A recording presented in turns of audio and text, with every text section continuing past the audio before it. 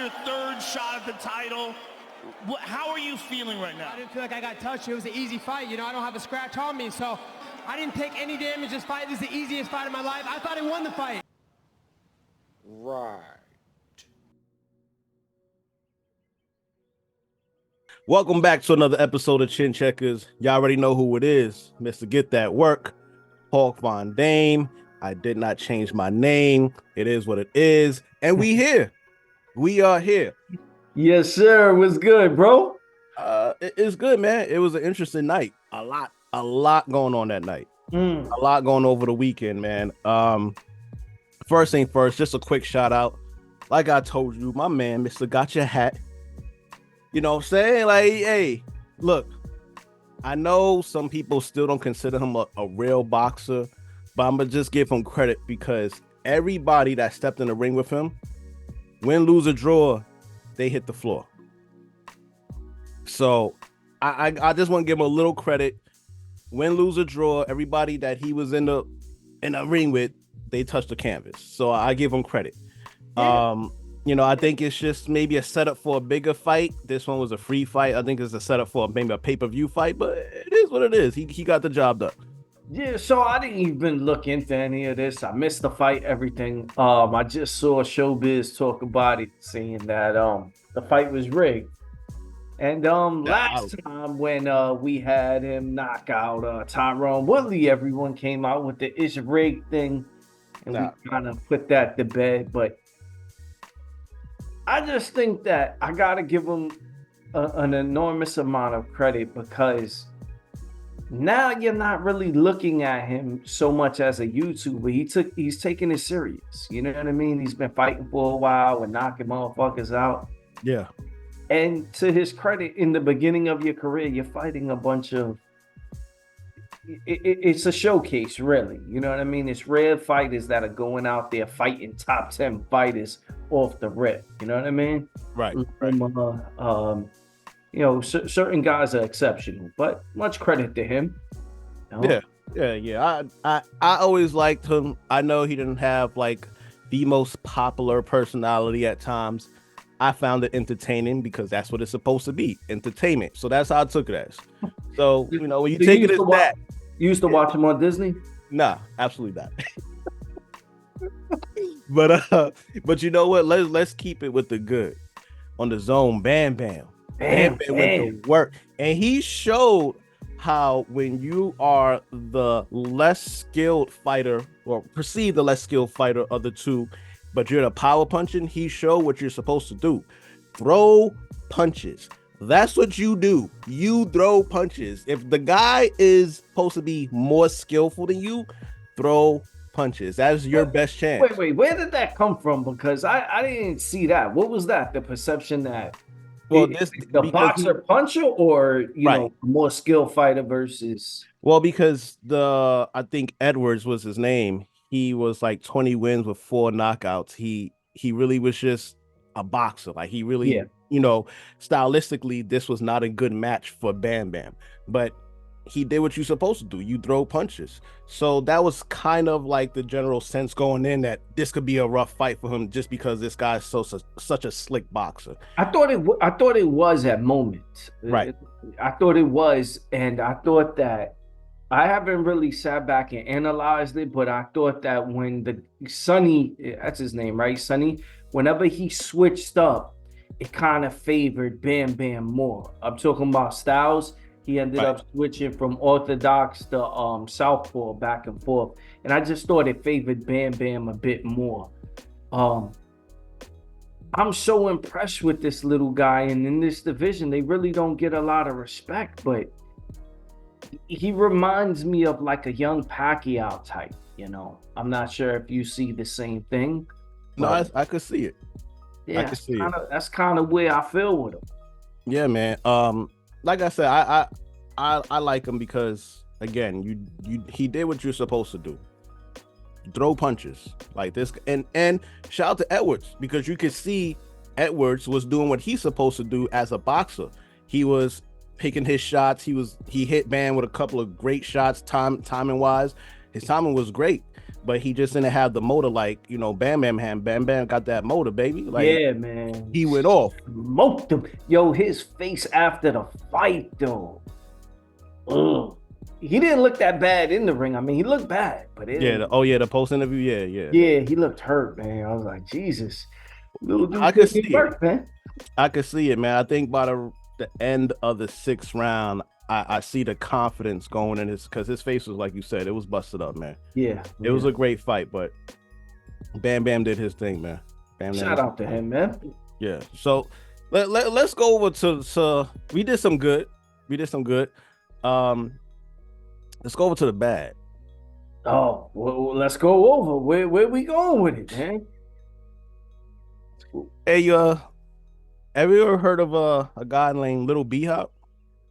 Oh man, what? Did he fight like Bernard Hopkins to you? Is that what he fought like to you? Because I didn't see any bit of that.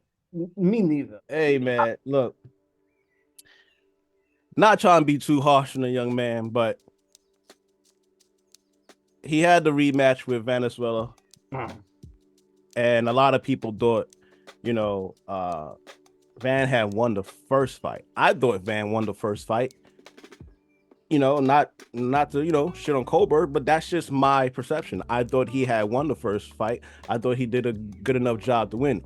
Yeah, he kind of slowed down at the end, but I thought he did enough work. I thought he did enough work to win.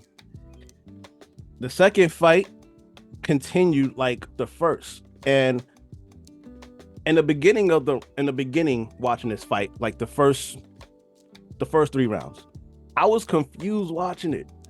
I was really confused because I'm like, I don't know if Colbert is actually good or not, because he shows that he could be, you know, skillful. He shows something, you know, obviously you can see it. That's an interesting way to put it. You're confused if he's good or not. He's athletic. He shows boxing skill. He shows he has quickness. So it's like, he's not fighting his game. I'm not sure why he's not using his attributes to his advantages. I don't get it. So later on in the fight, I think the 6th or 7th round, he's in the corner. One of his corner men are telling him, hey, do this, do this. He's saying, calm down. I got this. Watch this. Calm down. Seconds later, my man is out. Yo, I'm like, watch what? Is that what you wanted us to watch? No, because he was tired. He was tired, man. He needed a nap on the ropes, man. He needed a nap, man. Give him a break. Yo, he's such a stubborn fighter. And I think that's the best word. I think he's stubborn. You know, I think sometimes people, you know, he was trying to do the rope-a-dope. And I deploy everybody to go watch the fight between Ali and George Foreman. Not watch the movies. Go watch the fight. Ali was throwing punches in those rounds. He didn't sit from round 1 to round 8 and just take shots. He was throwing punches in between the rounds, so that way it looked like he could have won a round. The round looked competitive. He wasn't just sitting there taking shots. He was hitting George Foreman, and he was putting weight on him. Yeah. Colbert wasn't doing any of that. He was just taking power shots. But not only that though. Ali had one of the best chins in the history of the sport. Right. Jaw broken, dropped by Frazier, 3 fights with Frazier, went all the distances all the time. You're comparing apple to oranges because we know that Chris Colbert doesn't have that type of chin. He should know that. And that's why he shouldn't ask people to come hit him. Why are you telling people to come hit you? You don't got it, bro. You don't got that type of chin. You a tough guy. We get it. You have some toughness to you. You didn't even need to fight that fight. I kind of feel the same way. Certain fighters get into this zone where they go, I'm not sure if it's nervous, because you say stubbornness. I think it was nervousness. I think he found himself in a place where he was nervous, scared, and didn't really know how to figure it out and was just trying to get through it. That's what I think. Because when he yelled at his corner, I didn't take it as a cocky kid or a stubborn kid. I took it as him being nervous. That's what I took it as. I think that he finds himself in these positions and doesn't know how to adjust. You know, in the fight with I believe it was Hector Garcia, when he ended up getting hurt, he kind of coasted. The last fight when he got hurt by Venezuela, he kind of coasted. This one, when he got hurt, he kind of retreated. I think that's his nature. Whenever he gets hurt, I think he falls back rather than do the necessary things to get out of harm's way, box and move around. That's what I think. I don't know, man. I just watching him made no sense.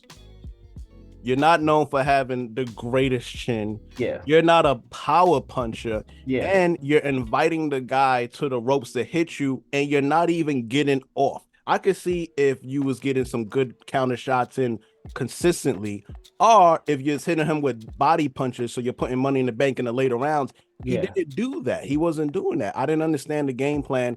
And actually, that was his game plan, because his team was telling him to do something completely different. And this is why I said stubborn. That's a great point. He wasn't doing it. Yeah, that's a great point right there. Because we've spoken about this a few times where your trainer is telling them something in the corner and they're not doing it. We saw it with Ryan Garcia with the shoulder roll. Just because a trainer works with you and tells you, when they're in the ring, everyone has a plan so they get hit. Famous Mike Tyson quote. And maybe that's not, again, maybe it's not so much stubborn. Maybe they worked on it and he just got in there and threw the game plan out the window. One thing I'm going to mention about Chris Colbert, I brought this up several times. Usually you're practicing what you are when you're younger. When you're younger, you're practicing what you're going to end up being as an adult. Sometimes things happen and you adjust, you learn, you grow. Chris Colbert was in a documentary. In the documentary, he got paid to be a sparring partner for a world champion. And when he was there, he was taking it, mind you, this is in the documentary, he's taking it lightly, like, yeah, this is just work. I'm getting paid to be here. And that mentality, to me, kind of set off how I look at Chris Colbert. Now, I don't know him personally. I wasn't in his corner. I don't know the lead up to the camp. But to me, if you're a kid getting an opportunity to work with a world champion, and you're not taking that opportunity serious, and then later on in your career, it shows up in little things, it leads me to believe it's just a personality trait in him. And if, again, we don't know because we weren't there, so this is just speculation. That character that I saw ends up practicing what he ends up being in the ring, which is someone that may not take the sport as serious as he should. That, you know, not to shit on the kid, but I don't know. I kind of seen it early and was hoping that the talent would surpass the attitude, but we're kind of seeing that it hasn't. Yo, so let's go to the ugly, man. Let's get to the ugly. Let's get to it. I don't know where you going with this, man. What's the ugly, man? Did you not see how Colby was walking out after the fight with the ice packs on his legs?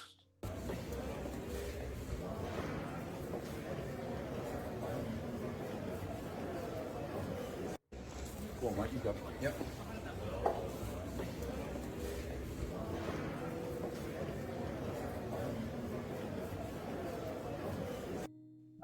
And I didn't even watch the UFC event, man. Buffoonery.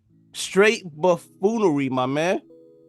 Look, I don't have no problem who you politically like support or who you like. No problem with that at all. I don't care. That is your choice. But when you make all the spectacle out of it and you do all the antics and you dress up like in the 1940s with a wig and a Make America Great hat, and you talk so much shit and you talk shit about the guy's dead dad, you better fucking come to win, bro. Like you better come in there ready for war. What's the point of doing all that just to get your ass beat? And he's lost a lot of his big fights as of recently. Like, what's the point of the antics? So you didn't like the hat? Oh God. Just the whole outfit is like nobody wears it. It looks like something you wear during Halloween, maybe. Yeah, you ain't like the Captain Crunch outfit. I didn't even think it had anything to do with presidents. I thought he was trying to be Captain Crunch. Nah, man, all that was super unnecessary. Go there, fight, try to get the job done. And you know, if you're gonna make yourself the bad guy, I'm okay with making yourself the bad guy. Because if you make yourself the bad guy and you stand on it, all right, let's see it. You gotta stand on it now. Make yourself the bad guy, you stood on it, and you got your ass beat. Yeah. Now you just look stupid.